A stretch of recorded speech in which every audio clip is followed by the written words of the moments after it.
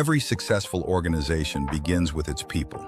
At Incredible Workplaces, we help you build workplaces that inspire, engage, and endure. Recognition starts with certification. Our globally benchmarked evaluation celebrates organizations that foster engagement, inclusivity, and innovation. Certification is more than a badge. It's proof that your culture empowers people to excel. Through consulting, we partner with organizations to transform cultures, strengthen leadership, and build workplaces that adapt, innovate, and thrive. Your story deserves to be heard. With our employer branding solutions, we showcase your culture through featured videos, exclusive events, and media spotlights, ensuring you attract and retain top talent with pride. From recognition to transformation and employer branding, our services create workplaces that inspire people and elevate businesses. Are you ready to transform your workplace into a beacon of excellence? Partner with Incredible Workplaces today.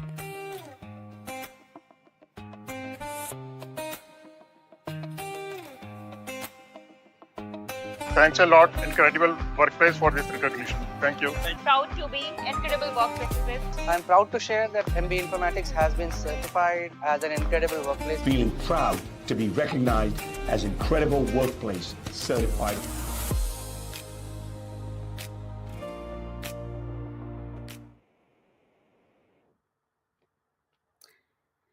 Good evening, everyone. A very warm welcome to today's webinar hosted by Incredible Workplaces on a topic that is extremely important for every organization, the new labor laws. I'm Vibha Rawat, Vice President, People and Culture at Incredible Workplaces, and your host for this session. We are delighted to see such an overwhelming response and participation from HR leaders, business heads, entrepreneurs, and professionals from across India. Thank you for taking the time to join us today. Before we move into today's agenda, it is my pleasure to invite someone whose vision and leadership has been instrumental in building Incredible Workplaces into a powerful platform for workplace excellence. Please join me in welcoming Mr. Govind Negi, CEO and founder of Incredible Workplaces, to share a brief presentation about IWP. Govind, over to you for a quick introduction to Incredible Workplace. Thank you very much, Vibha. And I'm sure everybody is equally excited about this opportunity to talk about what has changed in labor laws and how things are moving forward. But as Incredible Workplaces is the host of this event, I will take the liberty to tell the audience about what is Incredible Workplaces and what do we do in a very short presentation that we have. So for that, I'm going to share my screen. Hope you all can view that. Can somebody just confirm me?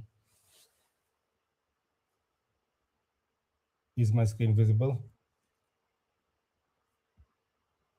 Yes, it is. All right.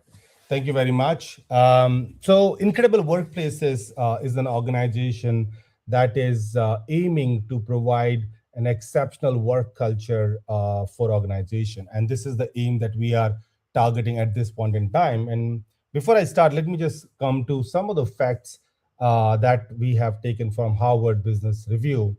And it says highly engaged employees are 84% less likely to leave, which means that you will have people who are really engaged, not necessarily happy, but really engaged in your organization. And when you have engaged employees and you also have a very strong performance culture, basically your revenue growth goes to 2.5x higher. Now, that is precisely the reason why Incredible Workplaces is so sought out in the market at this point in time, where we are helping organizations to build their organization work culture. Well, talking about Incredible Workplaces, in our edition 1, we had 150 plus organizations that are already certified today and proudly holding the badge. And you can see some of the names that are mentioned here: Subway, Spark, Minda, VBDN Club, Club Dental, Swiss Beauty, Apollo.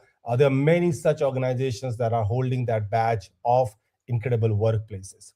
We are not only in India, but we are also active in Costa Rica since July 1st, 2025. Now, you must be wondering, what does Incredible Workplace do? So there are basically three things that Incredible Workplaces is into. One is recognition, second is transformation, third is employer branding. Well, talking about first of the service that we do, which is basically recognition, where we do assessment of organization on their work culture, and we also certify them. To do so, we have a Pulse framework, which we are using. It is our own proprietorship. There are 5 key elements, as you can see on the screen, that we use for assessing organizations on their work culture. And if any organization achieve a minimum 70% of Pulse index, we certified those organizations. Now, about our certification program, any organization in any industry or sector can definitely apply. You can be a startup, you can be a big organization, an NGO, school, college, corporate, government organization. Anyone can participate in the certification program, provided they have minimum 20 employees on their roll. And the certificate is renewed every year on annual basis. On the bottom, you can see how we have organized organizations on the basis of number of employees that we have. Now, I'm sure many of you are already aware about the benefit of such certification, but let me quickly take you through that.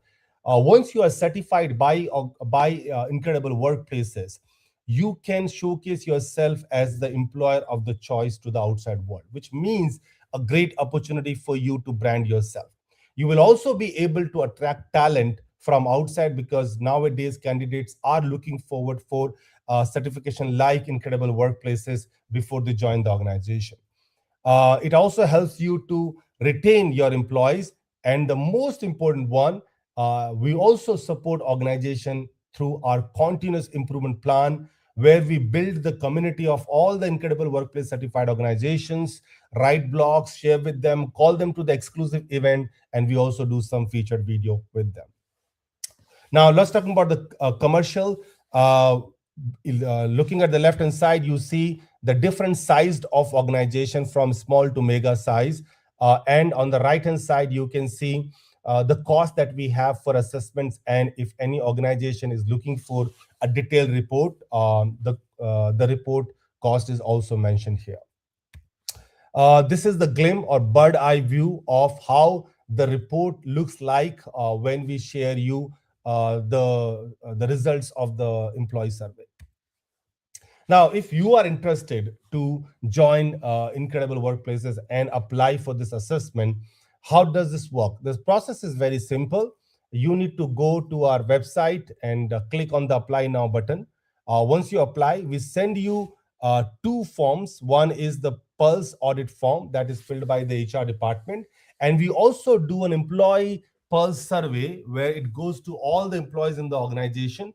It is an anonymous survey where employees are filling this survey, and we need 70% of the participation from the organization total headcount.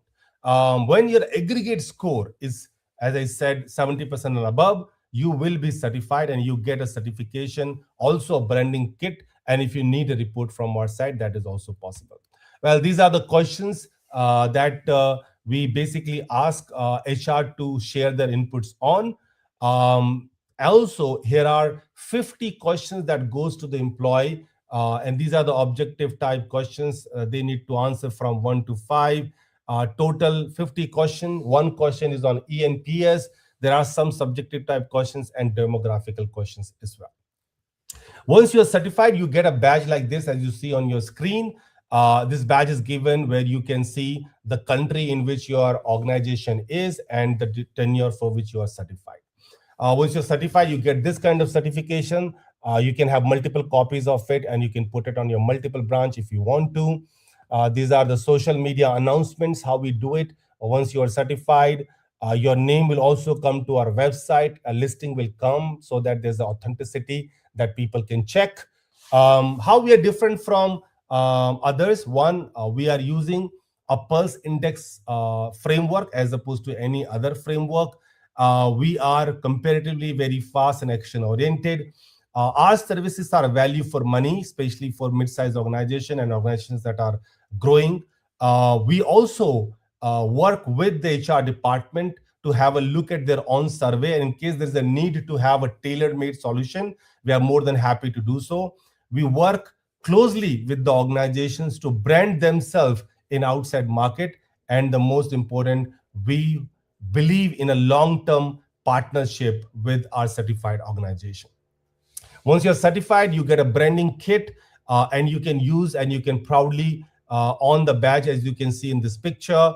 This is a glimpse of an organization putting the badge in different merchandise. These are the office branding templates that we have. Some examples where organizations are already using it. Office celebrations happening across the organization who are certified. Town hall where people are announcing about them being incredible workplaces. More example of the town hall and celebrations once they are certified. More such examples.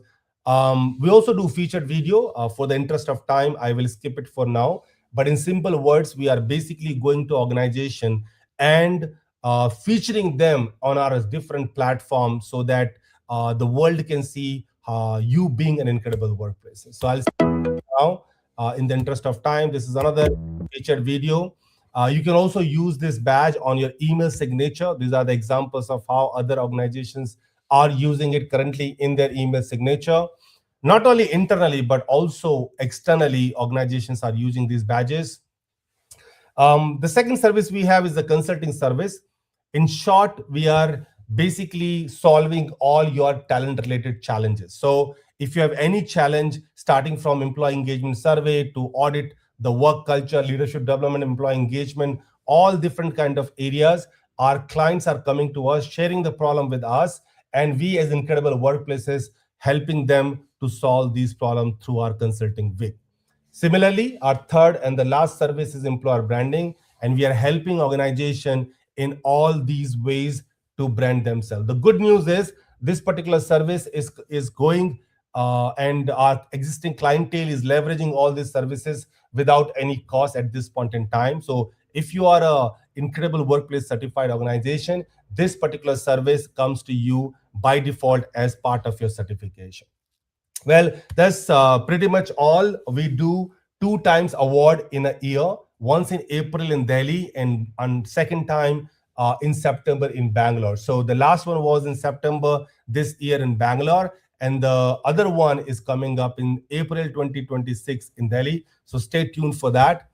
That's all from my side. Let's create incredible workplaces. Thank you very much, everybody, for listening in, and over to you, Vibha. Thank you, Govind. And before we move on to our topic, you see a QR code on the screen. If you're interested in getting your organization recognized as Incredible Workplace Certified, please scan and apply for the certification. In case you find difficult in scanning it, you can visit the website, which is incredibleworkplaces.com. And on the right and top side, you will see Apply Now button. Through that, you can apply for certification. For any further queries, our team would be available and we'll connect with you. All right. Thank you so much, Govind, for sharing those insights and for giving a broader perspective on the mission and the impact Incredible Workplaces is creating in the organizations. With that, now let's move into the core agenda of today's session, which is understanding the recent changes in the new labor laws and their implication for organizations and HR teams. Today, we have 2 highly respected industry experts with us, both of whom bring decades of experience, practical knowledge, and deep compliance expertise. Our first speaker is Mr. Gaurav Chaturvedi. He brings 26 years of diverse experience. Gaurav has a deep expertise in learning and competency development, performance management, labor law audits, employee engagement, and IR practices. He has played key roles in HR strategy for startups, mergers, and organization transformation, and is well known for mentoring and developing HR talent across industries. We are honored to have you with us today, Gaurav. Thank you so much, Vibha, and thank you so much, Govind, as well as Incredible Workplaces. It will be wrong to say me as expert. I normally introduce myself as a student of HR with almost 26 years of schooling now. So let's uh, let's be have this session today, and let's talk about labor codes. And I'm pretty sure that by the end of this session, we'll be able to be more knowledgeable about labor codes that we have been discussing for last almost 2-3 weeks now. Yeah. Yeah. Thank you, Gaurav. Our next speaker is Mr. Ravinder Singh, who brings over 29 years of rich experience in strategic HR, payroll operation, process automation, employee lifecycle management, and compliance. His expertise across startup mergers, acquisition, policy development, and coaching HR professional has made him highly trusted advisor in the HR community. We are privileged to have you with us today, Ravinder. Thank you, Vibhav and Govindji, for giving us this platform. Looking forward to have a fruitful interaction with you, and I will try to share as much knowledge we can, and let's explore more. It's a continuous learning process. Thank you, Ravinder. I'll now hand over the session to our experts, Ravinder and Gaurav, who will take us through a focused presentation on the recent changes in the labor laws, their organization impacts, and what HR team must prepare for. But here, it's not the end, right? After they are done with the presentation, we have a good enough time to take the questions. So you can keep posting your question in the comment section and listen to what our experts have to say about the new changes in the labor law. So I'll bring it back to you, Mr. Gaurav and Ravinder.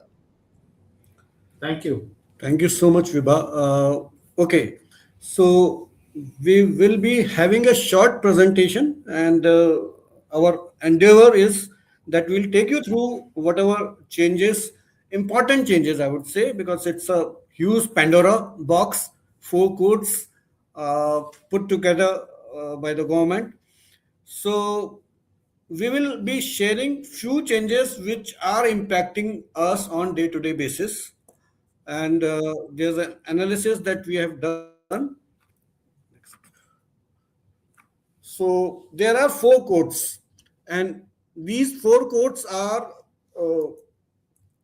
where 29 acts, labor acts, have been put together in 4 codes.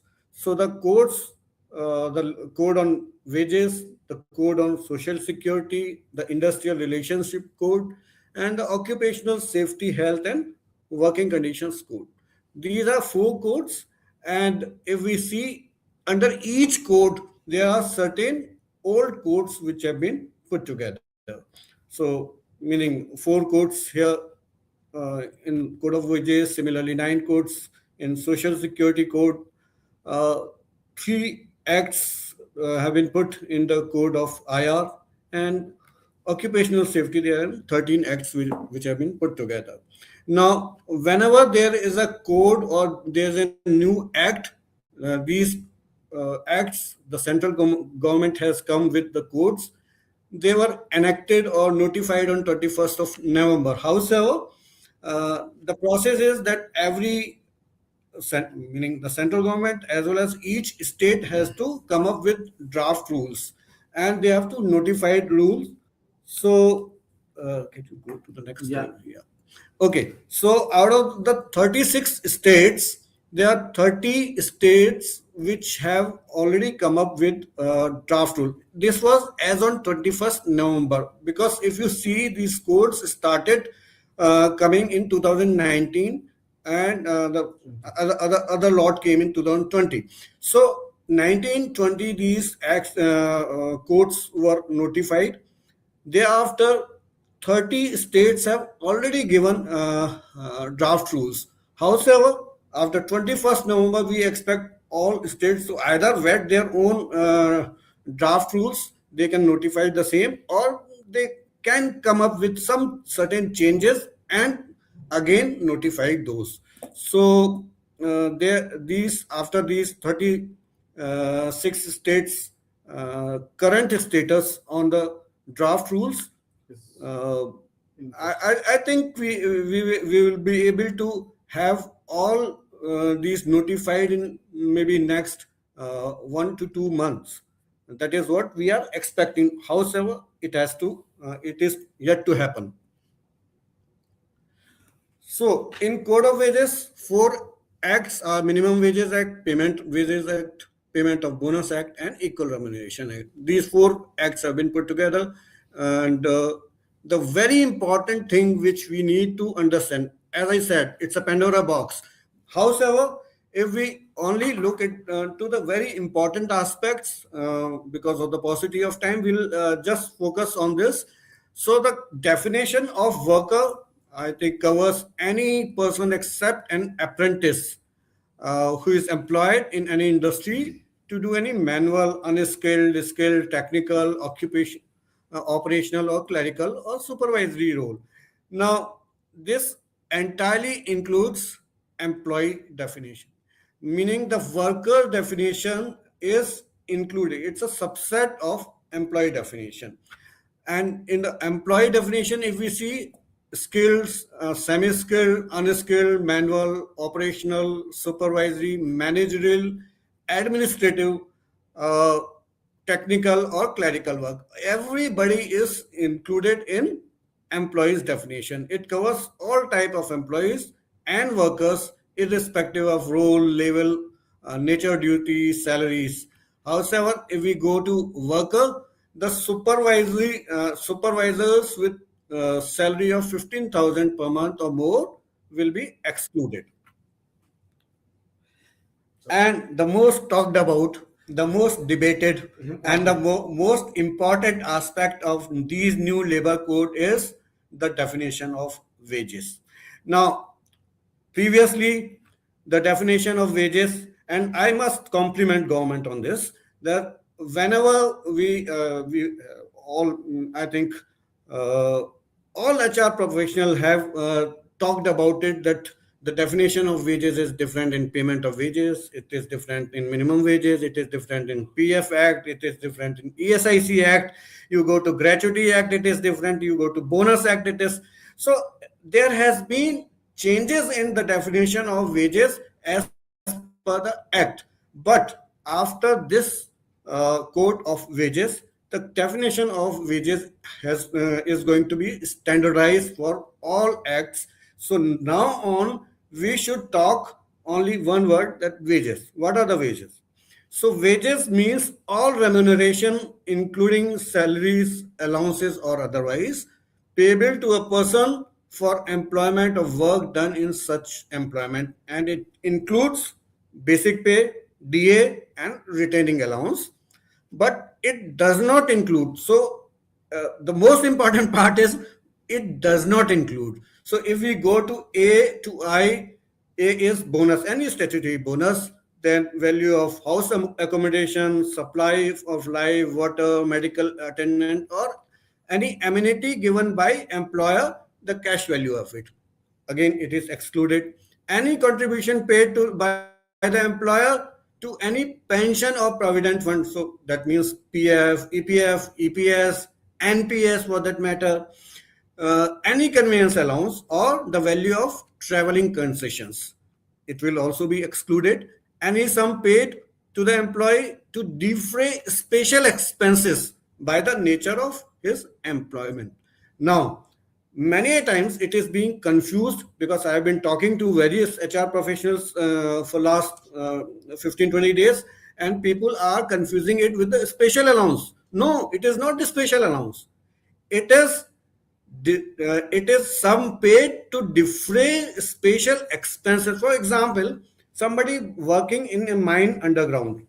So if the company is giving some allowance for working underground, that is this particular special expenses. It is not that a balancing figure we give as a special allowance and we say that, oh, it is excluded. No, it is not. The special allowance generally used by the industry is not excluded there. Then HRA. Now, HRA is excluded out of wages. In PF, it was already there. When we used to calculate PF wages, it was already excluded. HRA was, but in rest of the wages, it was included. Minimum wages or other wages for that matter, It was included. So now it is excluded. Remuneration payable under the any award or settlement or order of the court or tribunal. So any settlement, your LTS, your court order or tribunal order, then it is excluded. Overtime is excluded. Very simple for everybody to understand overtime. I would not speak more on it. Then commission payable to employees, it is also excluded. Now, these are A to I. These are the 9 exclusions. The value of these exclusions should be less than 50% of the total salary or total remuneration being paid. If it is more than 50%, then the additional amount gets added to the wages, definition of wages. So now onwards, we will focus on wages and we will calculate gratuity on wages, we will calculate earned leave on wages, we will calculate bonus on wages, we will pay PF on wages, we will pay ESIC on bonus wages. So this term wages after the exclusions are to be, as the name says, excluded. The remaining portion is wages, but mind you, the exclusions should be less than 50%. So the general perception is that basic is going to be 50%. No, the exclusions are to be lesser than 50%. That should be the focus. In terms, basic can be 50%, can be more than 50% also. Okay, and then J&K is the gratuity payable on the termination of employment and any retrenchment compensation or other retrenchment benefit or any ex gratia payment, retire benefits, those will also be excluded. And as I told, 50%, it should be less than 50%. Exclusion should be less than 50%. And any remuneration you are giving in kind. For example, you are giving anything which is not cash, has to be less than 15%. Next. So yeah. Here the important piece is we have to focus how to control our excluded allowances. Instead of talking about my basic is 50% or more, we have to control our excluded allowance, and at the same time we have to keep in mind that anything we are paying in kind, including like meal vouchers, etc., those things will also form the part of wages. So we have to keep more exclusions, track on the exclusion rather than basic. Basic is automatically the second remaining part of the total wages. Yeah. A very good question, Bhavya. Somebody has asked that can you please brief if total wages also include HRA? Yes, total wages, HRA will, in the total wages, yes, it is included in the total wages. However, it is part of the exclusion, so it will be not a part of the wages. It will be a part of the total remuneration, in fact. Salary means, if you read out the first line itself, all remuneration, including salary, allowances, or otherwise. So these part are the otherwise, other actions. And Ashish, look forward to some details about special allowance into this. Yes. So this will be clarified in our next slide when we show the compensation structure. This will be addressed there. We are coming on that. So other changes in the code of wages are minimum wages, payment of bonus, and payment of wages. So in the minimum wages, the government is coming up with a national floor wage, wherein they will come up with like in the central still there are zone A, B, and C. Like state capitals, they have the highest rate, then other major cities, and third is the remaining cities. So that's how they may come up similarly in that fashion. They will distribute the entire India in that 3 zones, and accordingly all these states, they have to notify the their own minimum wages either at par or more. They cannot reduce the minimum wage from what has been defined as national floor wage.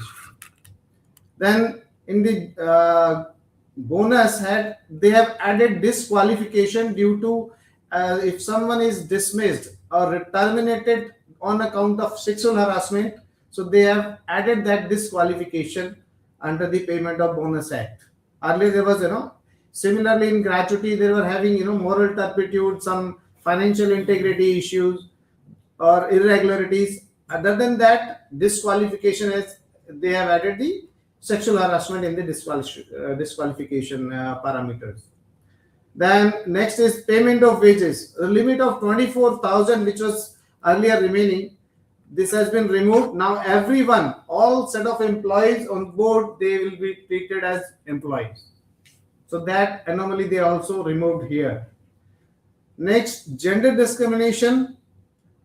This they have actually tried to bring women at par, giving them liberty to work during night shifts also, and no discrimination in hiring in wages as well. Final important piece is full and final settlement. Most of the people, they get confused here. Full and finals to be made within 2 working days of leaving. But if you read out section 17(2), it is written as where an employee has been removed, dismissed, or retrenched, or has resigned from services or become unemployed due to closure of establishment, the wages payable to him shall be paid within 2 working days. So mind it, law is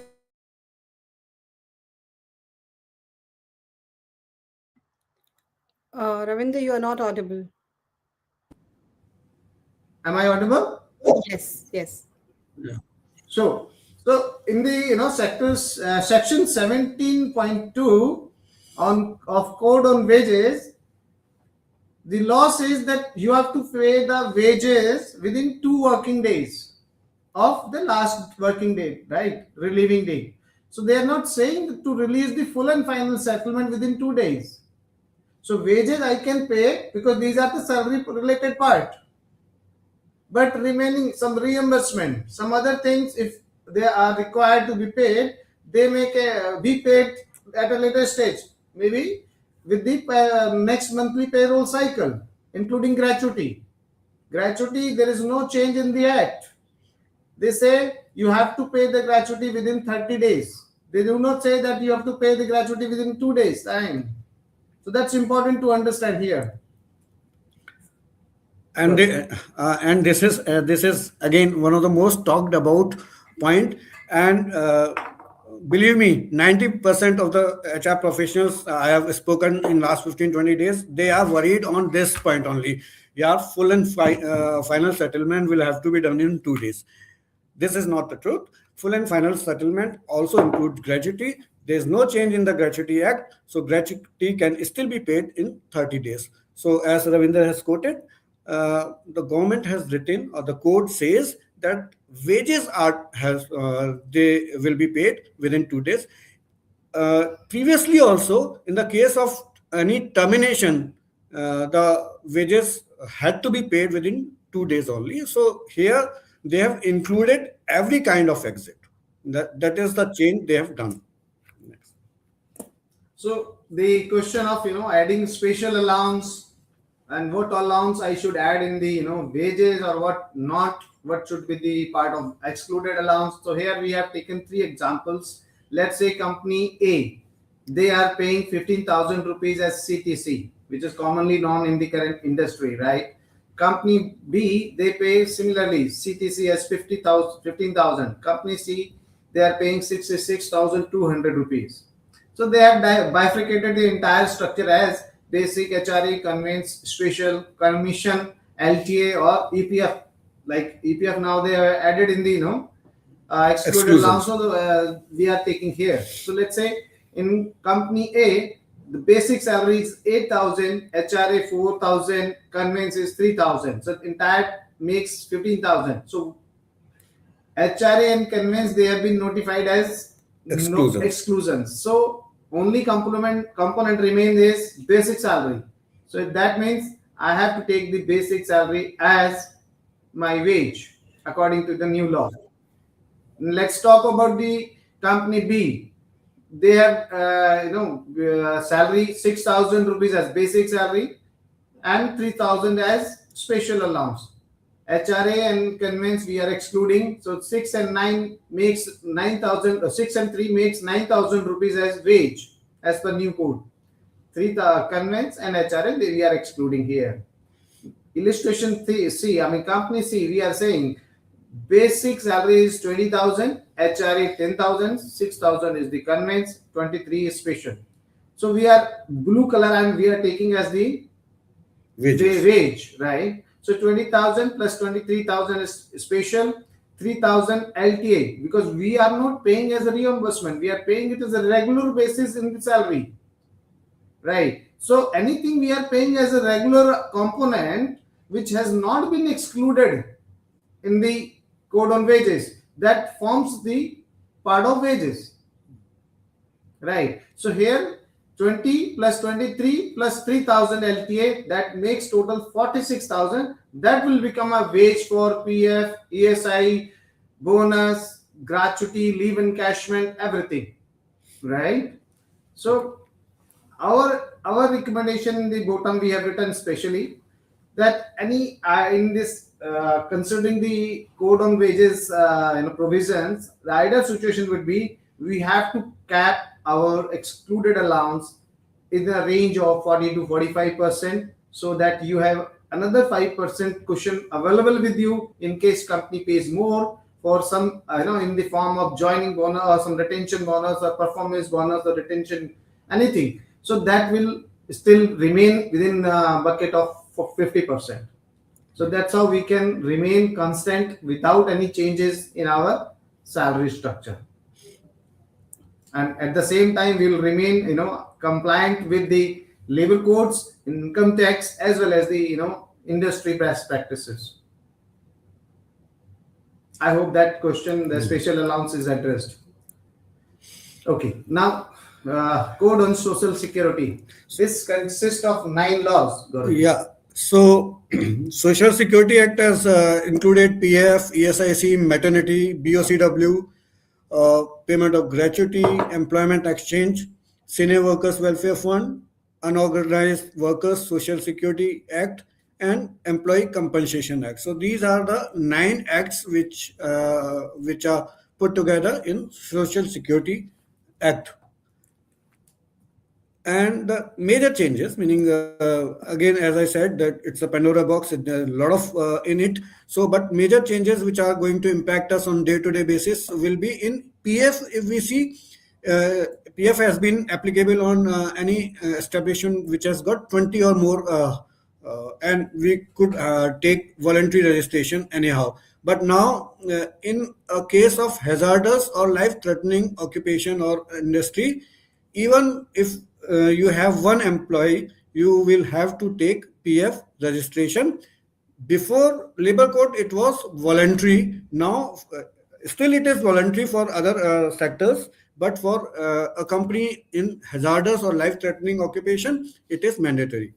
And limitation period for 5 years for initiation and 2 years for concluding the inquiry. Okay, that's a good news for industry.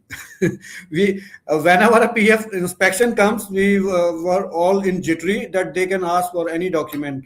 Still, either the inception of the organization or maybe the last inspection which has happened. But now, like ESIC, it will be limited to last 5 years only. Then increased penalty from 10K. Yes, it's a threat to employers, but yes, there has to be a stick also. So penalties have increased from 10K to 1 lakh, imprisonment from 1 to 3. As a consultant, I often meet a lot of promoters also. So this clause always has a threatening aspect to promoters especially.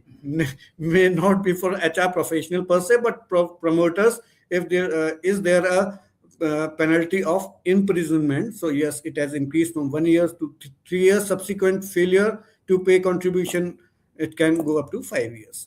Then ESIC, yes, there is a change. applicable to all establishment, including mines, meaning voluntary registration allowed, even less headcounts with employer and employees concerned. Now, ESIC, what has happened again? Mines, factory, hazardous, you have to go for even one. But any other organization now, till now, what was there? That any organization has willing to take ESIC registration will have to have at least 10 employees. Now you can go for voluntary registration, which was not available before. And gig workers will also be added in ESIC, but there is a mechanism which the government has to come with. Plus ESIC, one thing to note here is that we have got certain exclusions like HRA and conveyance, which are commonly used in our compensation structure. So somebody's salary, if somebody's salary is 25,000, for example, and he is out of ESIC as per the ESIC Act. However, after labor codes have been implemented from 21st November, somebody having HRA component of, let's say, 5,000 out of the 25,000 gross salary, if he was taking, then his wages, gross salary is still 25K, but his wages is now 20K. That means he will be covered under ESIC. So that's a major change. The ESIC will have more coverage. And interestingly, there are many departments which are coming under the purview of this Labor Act. But ESIC is one department which has started talking about it, sending notifications, not notices, and communications also to employers that, look, labor code has reduced or has defined wages differently now, and if your employees are now coverable, please get them covered ASAP. And they are taking 21st November as the date of implementation. They are not waiting for any rules to come. So that's an interesting part. Most of the employees, their cost on the employer will definitely increase in the form of ESI contribution, employer contribution. Yeah. Similarly, this will also impact on the bonus part also. We'll talk about the next part. So both of the acts have the similar ceiling of 21,000. The people who are drawing 21,000 wages, they will fall under the ESI, they will fall under the Payment of Bonus Act. And accordingly, the employer has to ensure the compliance in the form of paying the contribution or the payment as provision. Now, the next is Maternity Benefit Act. Ravinder, just before you move ahead, just one quick question that I want to post here. And I want to let audience know that, keep posting your questions. We'll be answering, we'll be taking your questions once we finish this presentation. But right now, I'm going to take one question because that was regarding the gig workers that you spoke about right now. So who will pay and how ESIC for gig workers? Okay, so when I talked about gig worker, I quickly said that there is a mechanism which is going to be in place as per the codes. The platform owners, for example, gig workers are working in Zomato, Swiggy, organization like this. These are the platform owners, and the government has said that they will create a fund for it, and the platform owners will give 1 to 2%. Again, it will be given the rules, but 1 to 2% of their total turnover will go to this fund, and mechanism of how that fund will be used for ESIC or PF or other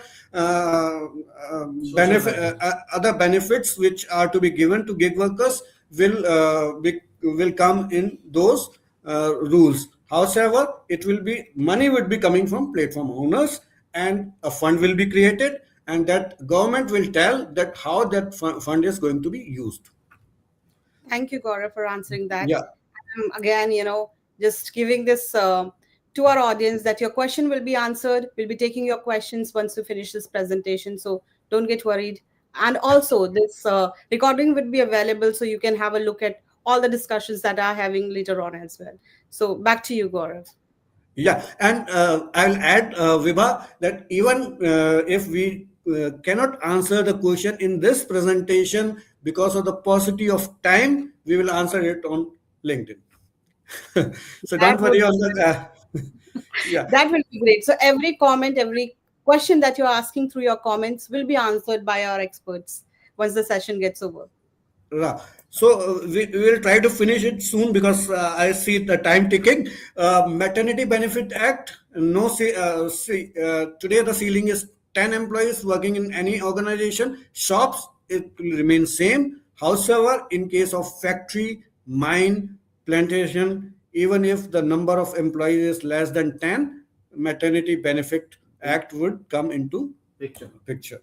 The Gratuity Act, it will be paid to an employee employed on fixed term employment on pro rata basis. Manufacturing process, manufacturing process, I'll come later, but payment of gratuity, lot of talk going along and lot of questions, lot of gyan on WhatsApp University coming on this. See, it is as simple as that. Gratuity Act, there is a eligibility criteria. The eligibility criteria is 5 years of continuous service. Now, there were two exclusions before the labor code came into being. One was death, second was permanent disablement. In those two aspects, a person would get gratuity even before completing 5 years of continuous service. Government has done nothing but added one exclusion here, that is fixed term employment. Now, fixed term employment, if it is the employment says that your employment is going to be of 6 months, 1 year, 2 year, 3 year, 4 year, you will not be excluded from the benefit of gratuity just because you have not completed 5 years. So whatever number of years you have worked in terms of fixed term employment, you will be paid gratuity on prorated basis. It doesn't say it is for 1 year, 2 year, it is on prorated basis. Secondly, so just to understand, if the fixed term employment has ended before the contract time because the person resigned, then it will not be paid. That because the code says on expiry of fixed term employment, that agreement has to expire, then and only then that person will be eligible for gratuity. We have to now move forward a little faster because I would like to finish it in next 5-7 minutes so that we can have more questions. Then home-based workers, gig workers, platform workers, these are new definitions which have been added. It was never in labor codes, but home-based worker, gig workers and platform workers will also come into the purview of labor code just for the welfare. See, for employers, it can be additional cost, but for larger amount of employees, there will be a lot of welfare which will be available to gig workers. Then important is contribution from aggregator. Yes, I have already told. And creation of national security board for unorganized sectors, like including gig workers, platform workers. The government is coming up with creating the social security boards for these employees, wherein they will ensure those benefits passed on to them, like labor welfare fund, right? So there are certain things. BOCW's Act is there, building and other construction workers. So there are certain contribution is taken from their employers, and that is facilitated to the employees or their families in the form of providing some scholarships, marriage donation, marriage one-time help, or in the form of bicycles to the laborers or books, etc., etc. Right. So next is Occupational Safety, Health and Working Conditions Code 20. So this act covers for 13 acts, 13 laws, including factories, mines, dock workers, building other workers I was referring, Plantation Labor Act, contract labor mostly used, then interstate migrant workmen, ISMW we say in short, working journalists and newspaper employees, working journalists, fixation of rates of wages, then motor transport workers, sales promotion, BD and cigar workers, and cine workers. Like these, all 13, they have been subsumed in the Occupational Safety, Health and Working Condition 2020. So major changes under this act are basically this code provides a single registration, single, instead of multiple registration we used to take under the current prevailing system, which has been removed now. So this will definitely be a welcome move to in the form, for ease of doing business. It is a lot of relax for the employees also. Then appointment letter, they made it statutory because most of the fixed term or the workers, they were never these appointment letters. So they have made it a mandatory now. That is backed by the law. Then working hours, they are given a flexibility then to work, have a shift of 12 hours a day, but they remain the cap maximum 48 hours in a week. Similarly, they allowed working hours for women during night shifts 7 to 6, but with a prior consent. Employer has to provide safety security measures with transportation facility to ensure there is the people, the women, they are safe while they work. Contract labor, the definition has been modified. It includes interstate migrant worker also, but excluded the part-time employee. While we use frequently use the contract labor, the core activity, it is the law prohibits employing contract labor in the core business, right? So they have defined that core activity, the establishment setup, other housekeeping, security, canteen, they are not to be treated as a core activity. They have given more clarity basically here. Okay, so I just idea that yes, 12 hours shift is allowed now, but the cap weekly cap is still 48 hours. So and you if you want your workers to work for 12 hours in a day, then you will have to give them 4 days week only. And the core activity which Ravinder was talking. So core activity means that the business you are in.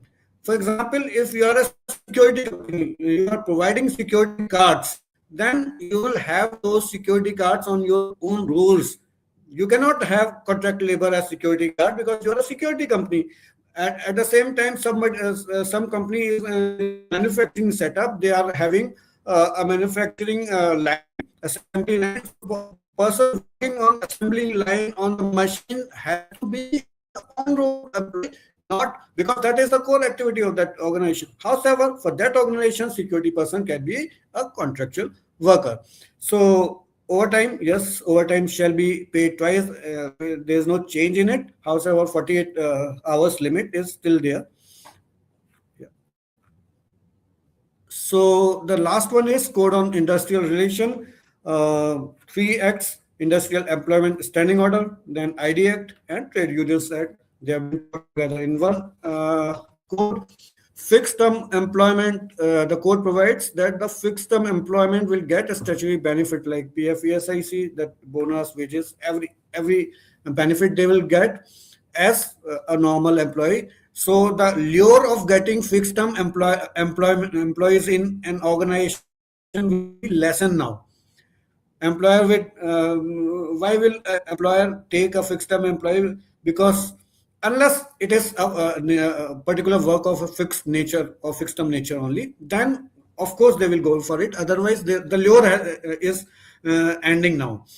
Then establishment with less than 300 workmen can lay off, retrench, close without government approval. So you will save the hassle of taking a permission from DLC or ALC's office, Labor Commission office, so that hassles would be less. Similarly, employee can raise an industrial dispute with the employer within the time frame of 2 years now instead of 3 years, which was allowed. One thing which I must say it's good for employees who are going to be retrenched. So an employer will, if it is the employer is going to retrench employees, then will have to submit a sum of rupee which will go to a reskilling fund. It's a new fund being created. It will be equivalent to 15 days of salary of the person being retrenched. And the number of members in the grievance redressal committee, it was 6. Now it is increased to 10, and whatever number of women are working, the same proportion will have to be in the grievance handling committee also. The presentation. Yeah. So interestingly, FT, I just add one, in the core business, like Gauravji was mentioning, for an industry they are operating, they have a fixed project, they should hire the fixed term. Government has given a flexibility while appointing the fixed term. They regularize this. Earlier this was not a formalized thing. They regularize it, but at the same time they have capped with that all the benefits, whatever admissible to regular or permanent employees, those should also be admissible to the fixed term employees. Here, the quick one and the crux of the entire presentation, I would say, the probable financial implication. So we try to put a lot of brainstorming here, and then we could make out how these codes are going to impact financially to the employer or employee in the way round. Okay, so PF we would be definitely impacting. Largely, there is no impact in the PF if people are contributing more up to 15,000 limit or a statutory limit. Yeah. If they are contributing more than 15,000, again there is no impact. But only impact will happen because the minimum wage, earlier they were having a component HRA. Now HRA is no more in the wages definition. Then entire minimum wage will form as part of wages, and if the wages are less than 15,000, the entire amount has to be taken for the PF, which was earlier not happening. So PF contribution will increase over here. I mentioned earlier, ESI and bonus both are having 21,000 the wage ceiling earlier, including HRA. ESI doesn't have the convents, but statutory bonus that has the convents also. So people who are drawing a marginal 24,000 rupees, they are likely to fall back in the ESI coverage, and their contribution on employer will increase in the form of ESI contribution as well as bonus, which will qualify around 1 month salary equivalent to minimum wage. Then gratuity, yes, definition, calculation. Basically, earlier it was basic salary, and now it is purely wages. Then obviously the cost is likely to increase, and by adding the fixed term employees, this will also be paid to the fixed term employees. Leave encashment will also increase over time. I believe if people are paying double the wages, now the wages will be reduced by excluding HRA or convents, then the impact is likely to be lesser in case they are paying double. If they are paying some fixed rate, which is not as per provision, then definitely cost will be more. Another important part is annual health checkup. For the people who are more than 40 years of age, they are recommended to be provided this benefit on the cost of the employer. So employer has to ensure that every year these their annual health checkup is done by the organization. The modalities will appear what all checks have to be done on a monthly basis or annual basis, right? The cost is likely to increase where while we are saying that women will be allowed to work in the night shift, then employer has to ensure safety, security, transportation facilities. Those facilities definitely will come up with the cost. So those costs will impact. Crèche, government has again infused this. Though the Maternity Benefit Amendment Act was notified in 2017, but now they have reinforced crèche facilities to be provided to by all the employers having 50 or more workers. And lastly, as Gauravji was saying, workers reskilling fund. In the case of retrenchment, the employer has to contribute another 15 days average salary for every year of completed services. That will another cost, which is likely to increase. And of course, if we fail to comply with this, the incremental cost is there in the form of penalties. So what is the action point by all HRs? Right. So importantly, let's identify employment categories, whether fixed term, full time, or a permanent or regular or casual. We need to identify those employees so that we can align with our business requirement and we can hire the right appropriate people. Then we need to review the contracts and agreements like appointment letters. Those have to be even contracts with our clients. We need to build those costs which we are incurring by way of new law. So we have to negotiate. Employees' compensation and benefits, salaries, we have to review these structures and align with the law, not only the labor law, income tax laws also. And at the same time, you remain competitive in the market. So align with the industry also. Then how you are going to monitor it internally? There should be policy documents, HR policies. These needs to be amended, aligned with the laws. Then my HRMS system, my calculation, the salary, payroll, and everything is being run by system. So then those configuration again needs to be changed according to the new law. Now ESI is contributing on HRA also as on date.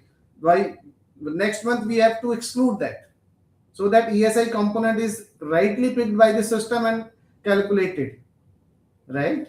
Then obviously the compliances. Advent can facilitate any support needed. We are there to provide the support of doing the complete assessment, analyzing current structures, and providing a fair assessment so that employer can take a call what way they are more competitive, at the same time they remain cost effective also. Thank you. Now questions are welcome. This is a thanks for the presentation. We are open for questions now. Thank you, Ravinder and Gauravji, for such insightful and practical presentation. I would say this is very important to understand, and I think I have a lot of questions. We have been receiving a lot of questions from past few days since the time we said that we are going to have a webinar, but there are so many questions and we have 30 minutes, not 30, 28 minutes to be precise. And we'll take the questions. So I'll move on with the questions now. And the first question is here. What will be the wages on ESIC would be deducted, either basic or up to 21K or gross wages of 21K? This is from Mayank. Okay, so Mayank, see, as we said, the initial, just before this labor code came, the basic definition of wages was gross wages for ESIC. Now it is wages. It is standard for all. So for ESIC also, we will take only wages. The limit of 21,000 remains same. There is no change in the limit. Similarly, similar to PF, the statutory limit of PF is 15,000. ESIC is still 21,000. However, the only change what has happened that instead of gross wages, we will be taking wages. Wages would mean there will be no inclusion of HRA, conveyance, or other exclusions which we have told. So there are 9 exclusions which we spoke about. So these 9 exclusions will have to be shunted out, and the remaining part will remain as wages. We have said HRA and conveyance because these are popularly used. So you will have to check out HRA, you will have to check out conveyance, and thereafter you can whatever remains as wages will be treated as the eligibility for ESIC coverage. The limit remains 21,000 as of now. I'm not sure tomorrow or Monday there is another notification which comes up, because people have been talking about increase of this limit, but it is for more than a year now. Thank you, Gaurav. And I hope, Mayank, that answers your question. The next question is when we refer to continuous 5 years of service, what if an employee is on sabbatical paid leave for a period of 3 months? Could we reduce this 3 months from the tenuity?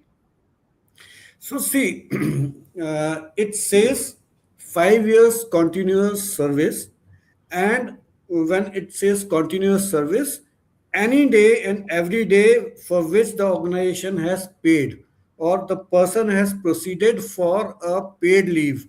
It will include the maternity leave also. It will include your casual leave. If the sabbatical leave as per, because legally you need not to give a sabbatical leave as a paid leave. However, if it is the part of the policy of the organization, then in that case, any day for which the organization has paid will be included in the calculation of continuous service. Absolutely. Now, what is the meaning of the year? So normally, I was seeing in the group also, there was a question going around of having the 240 days or 241 days or 250 days or 190 days. So see, as per the Gratuity Act, which yet has not been repealed, it is 4 years, it is 5 years. However, the definition of year is 240 days for any normal organization. It is 240 days, or any organization which is working for 6 days a week. Any organization working less than 6 days a week, it is 190 days. Or if you go to mines, there is a change where 240 days will be replaced by 190 days. However, for any normal organization, it is 240 days. That means if somebody has worked for 4 years continuous plus 240 days, it will be considered that the 5 years eligibility is complete. Absolutely. Thank you for answering 90 that, days Gaurav. is for only for those organizations where they operate 5 days a week. Or Okay. less. 5 years, or maybe some organization might be working for 4 days. Then they will ask, is it less than 190? In our case, no. 6 days to 40 days. Any number of days less than 6, 190 days. Great. We have next question from CA Rajat Jain, and he asks, what is the definition of retaining allowance? Does it include city compensatory allowance, children education allowance, and driver allowance? Okay, so retaining allowance is actually mm, the act has not so pretty well elaborated on it. However, retaining allowance is again there have been few questions and discussion around it. Maybe an allowance to retain somebody. I can and put a number there that it will be retaining. No, retaining allowance is for seasonal industries. For example, sugarcane industries, wherein people work for 6 7 months or 7 8 months during the entire year. Rest 4 5 months for which they are not working because they need very less manpower just for maintenance of the plant. So during those 4 5 months, there is an amount which is paid to those employees who are not coming to office on daily basis. That is called a retaining allowance, and retaining allowance is governed by, meaning that there is a wage board for them, sugar wage board or things like that. So city compensatory allowance, children education allowance, driver allowance, it is nothing to do with retaining allowance. Retaining allowance is specifically for seasonal industry, and it is driven by for sugar, it is sugar board or any wage board for that matter, which the government, state government or central government can form. I Thank you, hope I Gaurav. answered this question. Yeah. There is one more question which is very close to every HR person, because there is a law now that you have to close FNF in 2 days. So Shwet asked that on the fourth and final part, how can we take care of any recovery that has to be made from the employee if his entire wages are paid to him in 2 days? What if an employee is just 2 months, like not even completed 6 months? So how do they manage here? Okay. So see, there has to be a reorientation of HR process.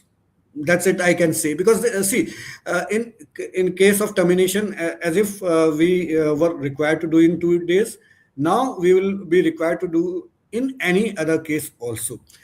Now what we can do, as this particular act says, that you need to pay wages within 2 days. Now if it is a normal resignation which has been added, so the person must be in your organization for a few days before the last date. You have to initiate the NOC process little earlier than we used to do it. Normally, we are going for NOC process in last 2-3 days. Now we can initiate at maybe 10 days before the last day of exit. Meaning, if we know the date of exit, we will have to initiate it 10 days before. Maybe last 2 days, you can just ask him to go around the organization and whistle. No need to work, so that we can be complied. I think these are the situations wherein employees do not operational hassles. Yeah. So that's a problem area that every HR faces, and I think We just have to getting make the employer's party also. We have to make the employee also, party to it, and the responsibility should remain on his shoulders rather than HR is running around. So let the employee be held responsible to ensure that he submits the clearance in the last day itself. All aspects completed. Once it is handed over to us, then definitely as an HR we can proceed with all the full and final settlement. Acha, there's one silver lining also. The code says that state government can either 2 days, or state government can define any time for that. So maybe some state government raises to the concern of employers and says no, not 2 days. You can take 7 days. You can take 10 days. So it will depend on the rules of a particular state. However, Act says 2 days. Sure. The code says right. Yeah. We have another question from Rohit, and he asks, what about if organization pay any incentive that is more than 50% of his or her monthly net salary? It will be added back to the wages. As simple as that. So see, anything which is over and above 50% of the exclusions which have been defined, it will be added back to the wages. So, and what is the impact to that? Whenever you're going to pay on leave encashment or bonus, so maybe the kind of employee he's talking about may not be covered under the statutory bonus, but bonus, or for that matter gratuity. So in those areas, then you will have to take account of that wages. So incentive can be anywhere, but if it is going beyond the 50% of the exclusion, it will be added back to wages. Kauravji, we have a follow-up question for you. If wages are termed as basic, DA, retaining allowance, how could we calculate the retaining allowance? Also, in now the era of CTC concepts prevail more, what are the thumb rules to determine wages while computing CTC? Please suggest. See, retaining allowance in a normal industry, as I say, it is it's a word or nomenclature which is used in seasonal industries only. So in normally, meaning I have worked for almost 25 years, I never got retaining allowance, or I never paid retaining allowance, because I never worked for any industry which is seasonal industry. So retaining allowance will not be added in a normal compensation structure for that matter. So We have a question from emerge during this process. So in the coming days, probably, since cost was there, cost to the company, CTC, now it will come as a remuneration to the company, RTC. So we can use that also. Gaurav asked that what is the minimum wage ceiling? So, okay, Gaurav asked Gaurav. Okay, great. So minimum wage ceiling is, as said in the codes, the central government will come up with national floor wage. Now, what we hear from different platforms, and when I say platforms, meaning platforms where policies are decided. So what we hear from those platforms, that national floor wages will be divided into zones, meaning the entire India will be divided into 4 5 zones. This is what we hear. There's nothing, no notification around it, and the central government will notify a floor wage for that particular zone, and the states falling under that particular zone, they will have to follow that national floor wage or that zonal floor wage, and that particular state cannot give a minimum wages below than or less than that floor wage. They can give it more than that. So that is determined state-wise, right? That will be determined state-wise. However, it cannot be below than the national floor wage. For example, Sure. if we talk about NCR, there is a disparity. You go to Noida, there is a minimum wage, different minimum wage. You go to Delhi, minimum wage is different. Go to Rajasthan, it is pretty less. Haryana, it is different. So Yeah. when we have a national floor wage, state will not have a particular standard of minimum wage. Below that, they will not be allowed, Sure. and that I have is yet to be notified. So as of today, we will be following the minimum wages, which is already there. So Sorry. right now we are following the existing wages, and then Yeah. once it is announced, we'll have new wages state-wise. Right, right. All right. My next question is from Sanjukta, and she says that I'm from IT industry, and sometimes people works on project till the end. They return company assets after a couple of weeks if they work remotely. In this case, what should we do? Okay, so she wants to say that full and final settlement has to be done within 2 days, and then assets are yet to come. That's see, there's nothing written in the law for this, because law says you have to do your, again, FNF is a corporate word that we are using. They are saying you need to pay the wages. So maybe you can pay the wages only.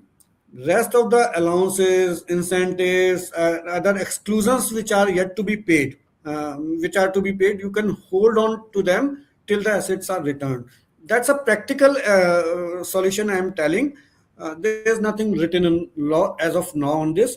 Or maybe if some state comes up with the rules which can define it more or define it better, then there will be operational solution to it. However, the solution which I am giving is that you can, whatever exclusions you are having in your structure, you can hold on to them, and after the, and you can write a mail to that the total calculation of exclusions or whatever is payable to you is this. However, it will be released after your NOC has been completed, but wages, whatever is the portion of the wages, has to be paid within 2 days. Gaurav, one question that is very frequently asked is, how do people define what is fixed term employees? Who all fall under fixed term employee? Okay, so And then gradually. any person who has been given an employment letter where the opening date and the closing date is fixed. For example, let us say I have a project, and for that project, or I'll give a very live example for that matter. A woman goes for maternity. Now, law says you have to give that woman 6 months leave, 26 weeks leave. Now, you have no backup in your organization. So, to take care of those 6 months work, you hire another person for 6 months. That is fixed term. So, for those 6 months, you release the employment letter saying that your services start from, let's say, 1st of July to 31st December. So this is fixed term employment, and a regular employment is how it is different. It is there that you do not write an end date. You just write that the retirement age is this and this, 58, 60, 65, whatever is the retirement age in your organization, that you will be retiring when you attain this age. However, in a fixed term employment, there is an end date, exit date depending upon the tenure, 6 months, 1 year, 2 year, 3 years. And gratuity, because I can see the gratuity question also. So in fixed term, there will be a prorated gratuity that shall be payable. So a regular employee, if leaves your organization in 3 years, will not be eligible for gratuity. However, a fixed term employee, if he leaves in after 3 years of employment, which was for 3 years, will be eligible for gratuity prorated basis. Thank you. There is one common question which is in everybody's mind. When will the new labor codes be implemented? And do organizations need to wait for state level notification before adopting them? Okay. Gaurav, yeah. All right. So actually, the codes, if we say that codes are already implemented, laws has already been enforced effective 21st November 25. Only the rules are expected to come.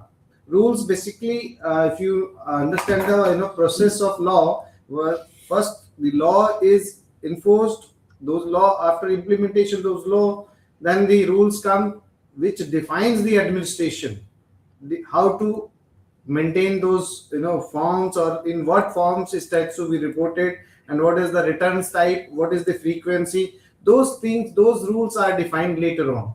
So ideally, the law has already been implemented. Only the rules will come. They will define the modalities, how to maintain, and when to report, and in what format it is to be reported. That's it. Law has already been implemented. Yeah, and I will add that, for example, I gave while I was talking about ESIC, that they have already started implementing it. Yes. So the act is in place 21st November 2025. However, we will only wait for rules for implementation of, let's say, registration. For example, they have said there will be unified registration, but the process of unified registration is not yet out, so we will not be able to do unified registration. So we will continue doing whatever registration is required to be done as of today. Minimum wages, they have said that it is going to be labor national floor wages, but unless the national floor wages is notified, how will we follow? So we will follow Minimum Wages Act, which is already there. So to answer the question again, the act is already there from 21st November 2025. Do not wait for these rules to be notified and wait for it is like a law has been made to challan you, but the challan book is not there. So you cannot wait for challan book to come. Rule is already there. Yeah. It is already implemented. Great. Now, my next question is very interesting one, not only for employers and HRs, but for employees as well. And the question is, what are the rules on minimum paid leaves, leave carry forward, capping, and mandatory leave encashment under the new labor codes? So it's see, we live in a federal structure. There's a central government, there are state rules. The leave, paid leave, earned leave. So normally Factory Act said for every 20 days work you earn a leave. Similarly, many state acts says 20 days. They follow the same. But there are states which says there has to be 15 leave, earned leave only. Similarly, for accumulation also there are different rules. So it is state-wise. Delhi can have a different rule as per Haryana or Uttar Pradesh of Karnataka, Andhra Pradesh. So it is a state affair. State rules will prevail because in entire codes, 4 codes, Shops and Commercial Establishment Act is not part. And your leaves, your earned leaves are being governed by Shops and Commercial Establishment Act. The number of leaves, minimum paid leaves, as well as the carry forward rules, they are being monitored by the state governments. However, leave encashment will be done on wages now. Encashment will change. Encashment will be done on wages. the definition we have been talking about. Okay. We are just 6 minutes left. So, quick question. What are the key implementation challenges and blind spots organization should be prepared for? Oh, again, this will come on. Right now, we can talk about it on the platform. However, slowly and gradually, when we these acts or these codes unfolds in terms of operational level, then we will understand the blind spots. Uh, Howsoever, what are the implementation meaning the biggest challenge is the full and final settlement that we have been talking about. 2 days of operational challenge which is going to happen. Then for women working in night, yes, it is going to be a challenge because what they have done is that they have chucked down the meaning the permission which a person has to, an employer has to take from the labor office to allow women working in the organization. So there was some states they have allowed women to work in night shift. However, permission was required. After labor code, permission will not be required. So your employer will say employ women in the night, but at the same time safety issues are to be handled, and this it is going to be a challenge for HR professionals because the management will say abhi to law aa gaya, why don't you ask women to come in night shift? But there are stringent laws for safety and security, and as HR professionals personally also we need to maintain that, but there is a cost involved in that. Are Yeah. our management allowing that cost to or budgets for that? That's a big question. So that's a operational hassle or maybe a blind spot, but it will unfold slowly and gradually when we actually implement them. Okay. And one last question before we end the session. Yeah. Bhavendra Kumar Jha asks that how about schools? Will they also be bound by all the rules? Yes, actually, the application of these labor codes, there are certain parts of labor codes which are applicable. So, meaning acts which were applicable to schools, they will continue doing that. But schools are governed by CBSC and UGC, meaning universities by UGC and schools by CBSC rules and CRT rules. They will continue to do it. So there is no change. All old acts will be applicable in the form of labor code. So as far as labor codes are concerned, they have not talked anything about schools or no changes in the implications of labor laws as far as the schools are concerned. It will remain static. Great. PSI, these things are already been implemented in the schools, so they will not be, excluded Impacted. in any case. So this will remain same. Leave encashment they also have to follow. The wages definition also they have to follow. Same thing. Great. I think this has been a very informative session, and I've been reading through the comments that people are finding it really informative. I know there are a lot of questions, a lot of things that you want to ask.